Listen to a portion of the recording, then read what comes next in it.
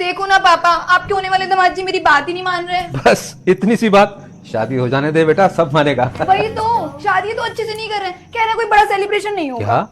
अरे दामाद जी कैसी बातें कर रहे हैं, मेरी बेटी की शादी है और शादी जीवन में एक बार ही होती है। तो इसमें कौन सी बड़ी बात है ससुर जी, हर बाप की बेटे की शादी जीवन में एक बार ही होती है। कौन बाप बार बार कराना चाहता है? मैं तो कह रहा हूँ, क्या 1 लाख का लहंगा खरीदने की कहाँ जरूरत है? पूरी जिंदगी वो 1 लाख का लहंगा लटका थोड़ी घूमेगी। और क्या फायदा है पूरी रिश्तेदारी को यहाँ बुलाने का, जबकि उनको हम पसंद नहीं, हमको वो पसंद नहीं। अरे रिश्तेदारों को ही ना बुलाए, कैसी बातें कर रहे हो दामाद जी। अरे खुशी का मौका है और खुशियां तो बांटने से बढ़ती हैं। और संपत्ति बांटने से घटती है। मुझे तो कंसेप्ट ही समझ में नहीं आता कि भाई साहब हमें खुद की शादी में पूरे जीवन भर की संपत्ति खर्च करके 400 लोगों को खुश करना है, चाहे खुद शादी के बाद हमें दुखी होना पड़े।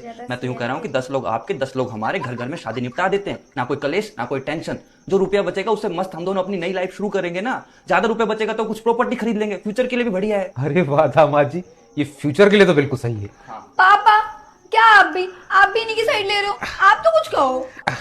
अब ये इतनी जिद कर रही है तो लो बताओ, इतना समझाने के बाद भी लगता है ससुर जी कुछ ज्यादा रुपए आपके पास। एक काम करो, मुझे ना अब एक फॉर्च्यूनर चाहिए गिफ्ट में। अरे नहीं, 200 गज का प्लॉट भी चाहिए मुझे। अरे नहीं, 10 लाख तो अभी कभी चाहिए नगद। अरे नहीं नहीं बेटा, ये तो पागल है, इसकी बातों का क्या है?